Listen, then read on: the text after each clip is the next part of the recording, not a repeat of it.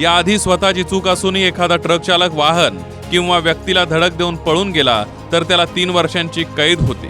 नव्या कायद्यात 10 वर्ष कैद आणि 7 लाखांचा दंड केला गेला.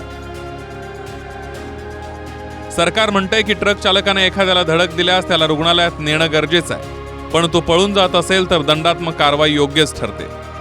ट्रक चालक म्हणतायत की अनेकदा चूक नसतानाही आम्हाला पळून जावं लागतं, कारण अपघातानंतर जमलेल्या जमावाकडून मारहाणीची भीती असते. सरकार म्हणतं की ट्रक अपघातांची वाढती संख्या चिंताजनक आहे, म्हणून कठोर नियम बनवणं योग्य आहे.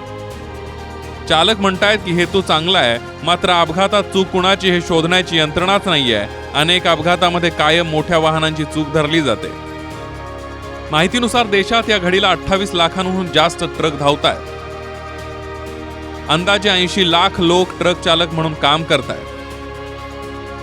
दूध, पालेभाज्या, फळं, शेतमाल, पेट्रोल, डिझेल, बांधकाम साहित्य, व्यावसायिकांच्या वस्तू अशा व्यावसायिक वाहतुकीमध्ये सर्वाधिक वाटा ट्रक चालकांचा आहे.